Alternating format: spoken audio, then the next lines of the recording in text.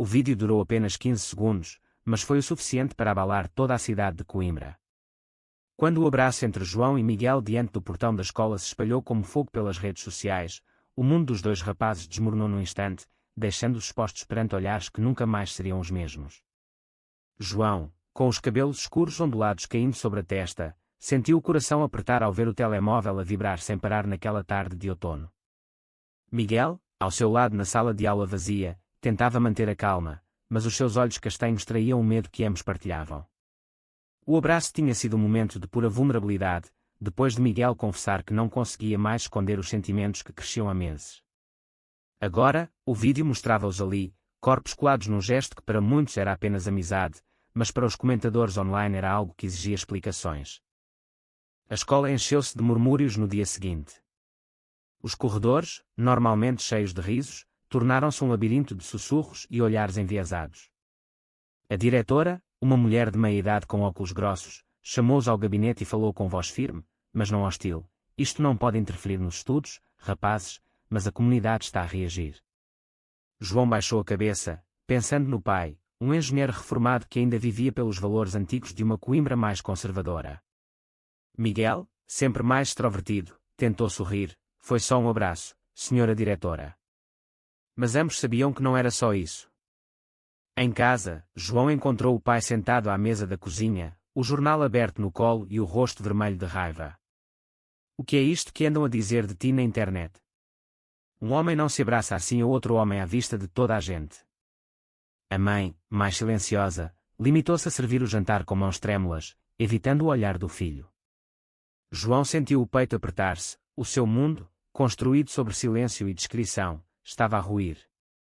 Miguel, por outro lado, chegou a casa e encontrou os pais a ver o vídeo no tablet. O pai, um professor universitário progressista, deu-lhe um abraço apertado: "Se é o que sentes, filho, estamos contigo." A mãe chorou de emoção, mas João não tinha essa sorte. Naquela noite, deitado na cama do quarto pequeno com pôsteres de futebol nas paredes, João reviu mentalmente cada segundo do abraço. Tinha sido o momento em que percebeu que o que sentia por Miguel ia além da amizade.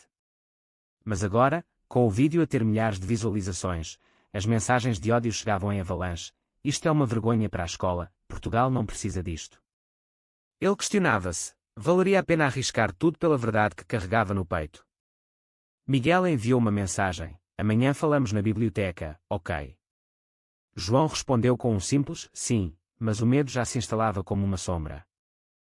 No dia seguinte, na biblioteca da escola, rodeados por estantes antigas de madeira escura, Miguel segurou a mão de João por baixo da mesa. "Não vamos deixar que nos separem. Eu estou aqui." João sentiu um calor subir-lhe ao rosto, mas retirou a mão depressa ao ouvir passos. Um colega, o António, aproximou-se com um sorriso forçado: "Ei, vi o vídeo. Vocês são?" A pergunta ficou no ar, pesada. João gaguejou uma desculpa e saiu apressado, deixando Miguel sozinho com a decepção nos olhos. Aquele foi o primeiro sinal de que a amizade de anos com António poderia não sobreviver à verdade. Em casa, o pai de João ligou a televisão e o noticiário local mencionava o incidente na escola de Coimbra, sem nomes, mas todos sabiam. A pressão crescia, e João passou a noite em claro, imaginando cenários onde perdia tudo: família, amigos, futuro.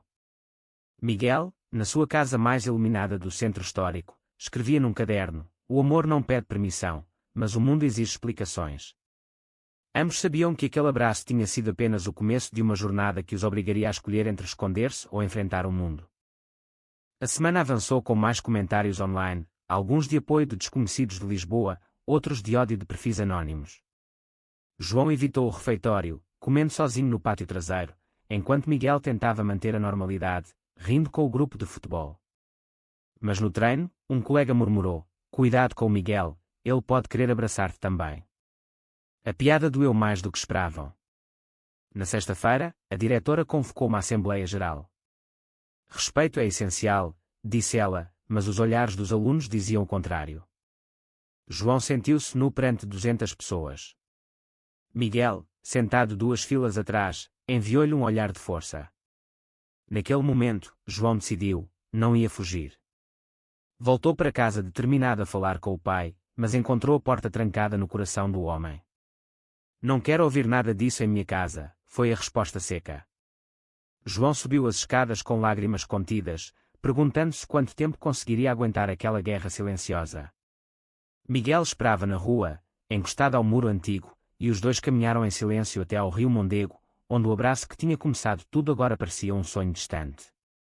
Ali, sob as luzes dos candeeiros, Miguel disse baixinho: "Se precisares de fugir, vem para minha casa." João assentiu, mas o peso da escolha ainda o esmagava. A cidade de Coimbra, com as suas ruas empedradas e a Universidade Antiga, testemunhava o início de uma transformação que nenhum deles poderia prever. O vídeo continuava a circular, e com ele, as vidas de João e Miguel começavam a entrelaçar-se de forma irreversível. O fim de semana trouxe uma calma falsa que não durou.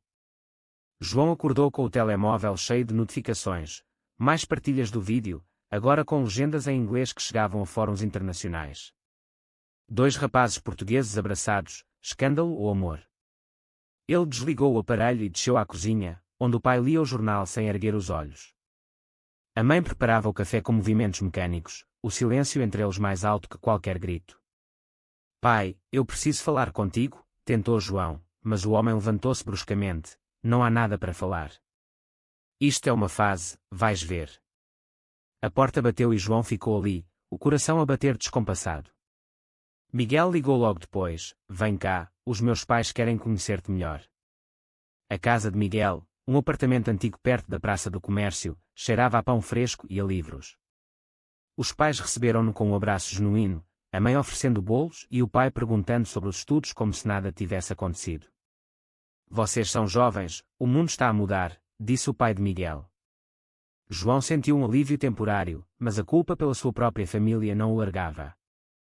Na segunda-feira, a escola fervia. António, o antigo amigo, aproximou-se no corredor com um grupo. "Então, João, agora és famoso.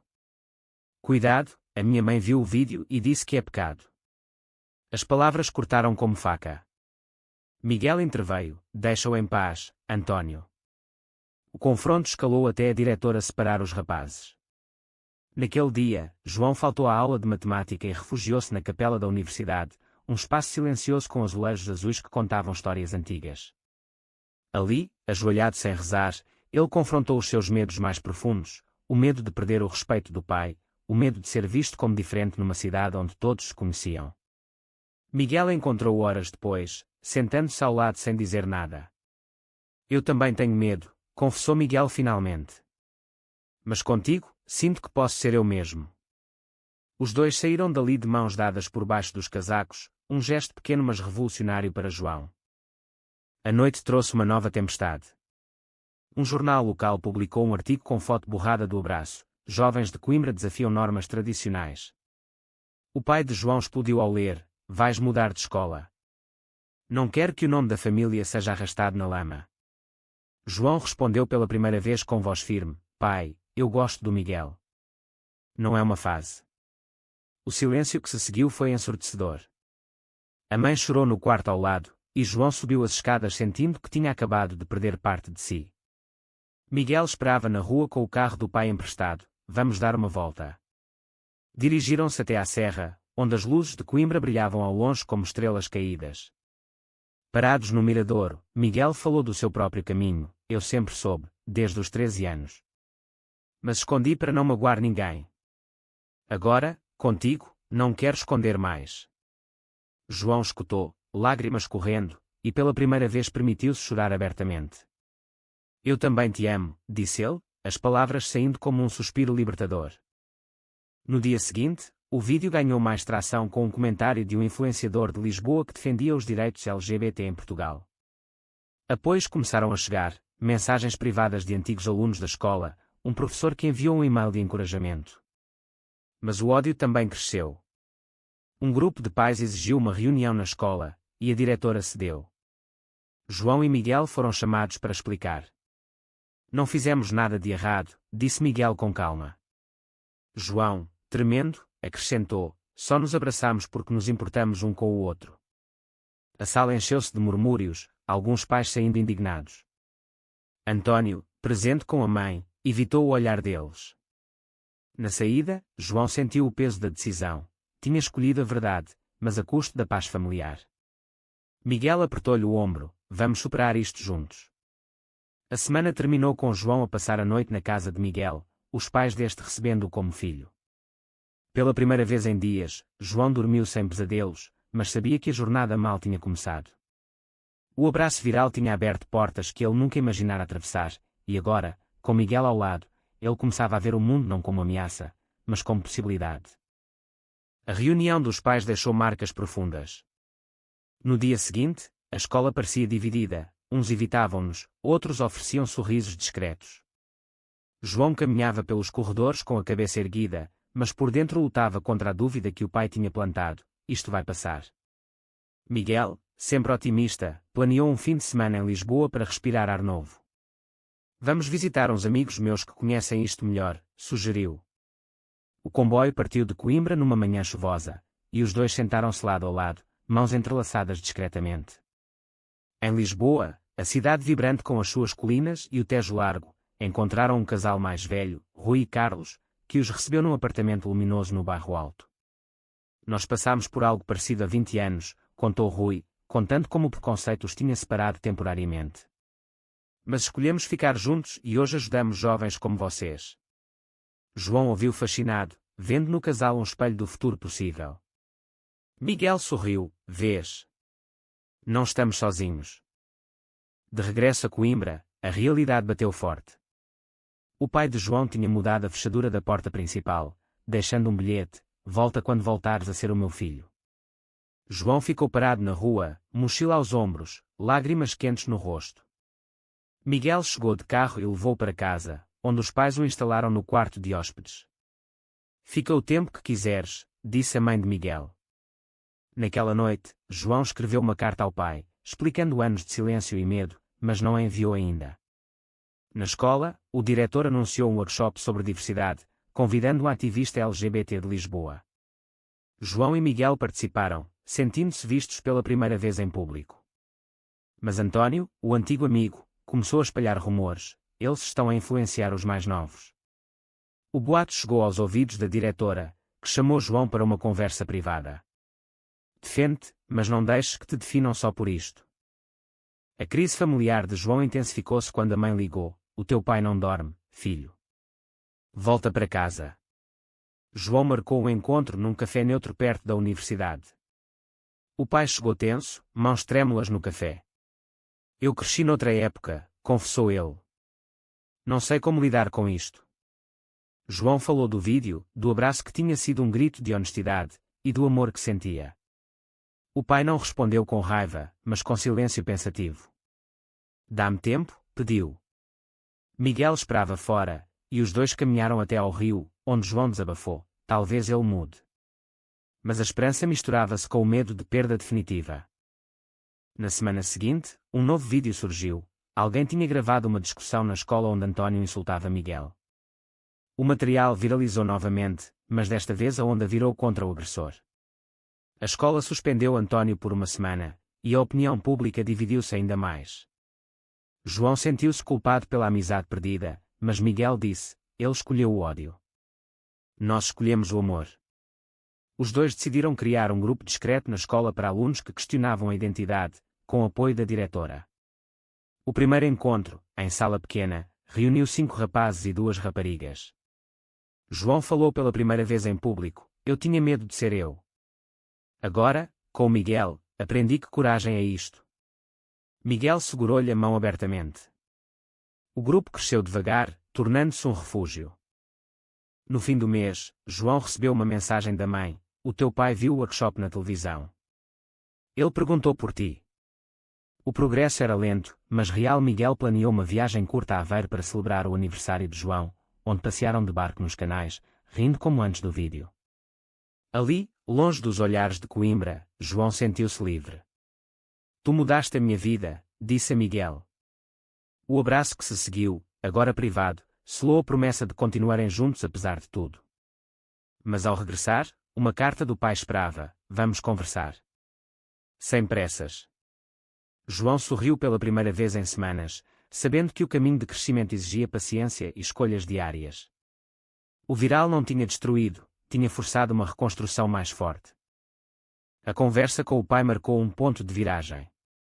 Encontraram-se num banco do Jardim Botânico de Coimbra, rodeados por árvores antigas e o cheiro a terra molhada.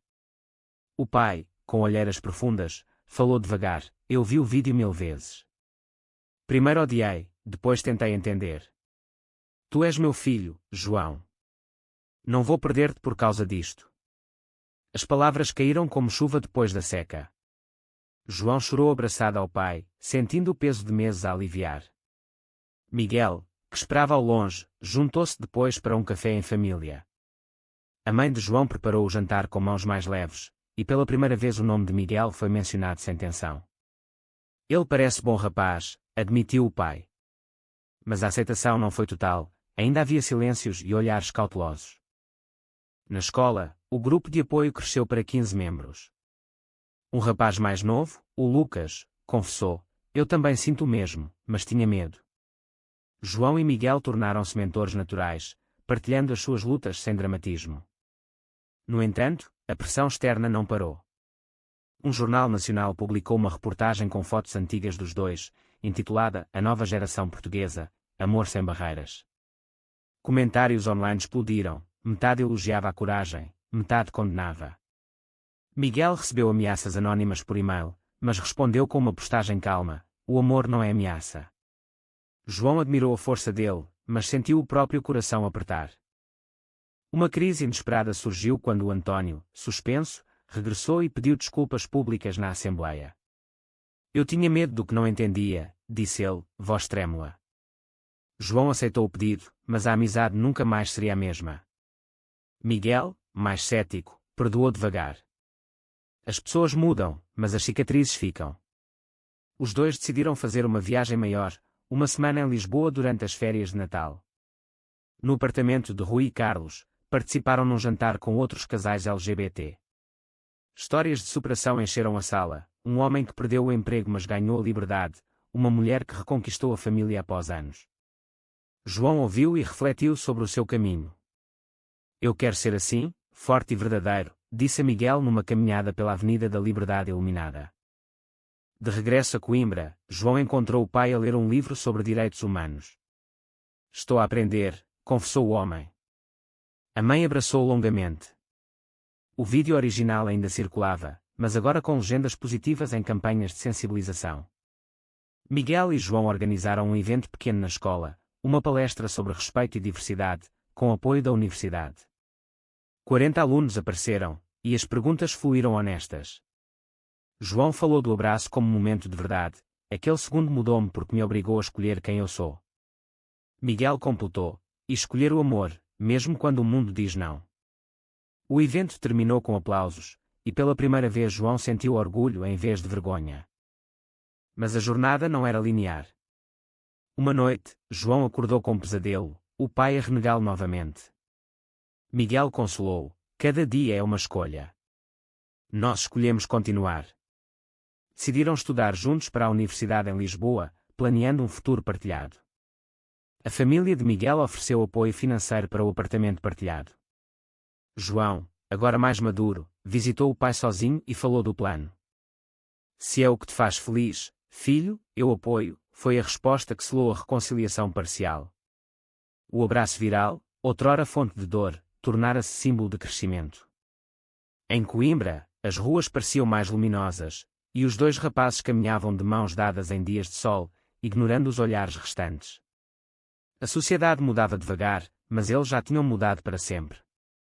Os meses seguintes trouxeram a formatura e a mudança para Lisboa. João e Miguel arranjaram um pequeno apartamento perto do Tejo, com vista para o rio que os lembrava dos passeios em Coimbra. A universidade acolheu-os com rotinas novas, aulas de direito para João, de psicologia para Miguel. O vídeo ainda aparecia ocasionalmente em debates online, mas agora eles respondiam com calma, partilhando a história em workshops voluntários.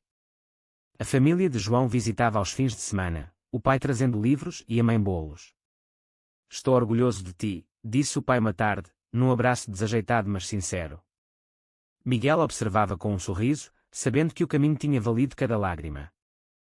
No entanto, uma prova final surgiu quando um antigo colega de Coimbra publicou um artigo sensacionalista: "O abraço que abalou Portugal, o que aconteceu aos dois rapazes." A reportagem misturava factos com especulações, reabrindo feridas. João sentiu a velha insegurança voltar, mas Miguel propôs: vamos contar a nossa versão. Criaram um vídeo curto, simples, filmado no apartamento. Aquele abraço foi o começo da nossa verdade. Enfrentámos preconceitos, perdas e ganhos. Hoje, estamos mais fortes. O material ganhou tração positiva, com milhares de mensagens de apoio de jovens de todo o país. Rui e Carlos, os mentores de Lisboa, elogiaram: vocês são o futuro.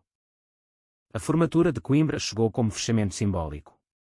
Voltaram à escola para a cerimónia, onde a diretora os cumprimentou publicamente: vocês ensinaram-nos a todos. António aproximou-se no final: desculpem. Aprendi com o erro. João apertou-lhe a mão, fechando um ciclo. No Rio Mondego, os dois reviveram o primeiro abraço, agora com maturidade. Mudamos, disse Miguel. E o mundo à nossa volta também. De regresso a Lisboa, celebraram com um jantar simples, prometendo continuar a ajudar outros através de um pequeno projeto online de apoio a jovens LGBT.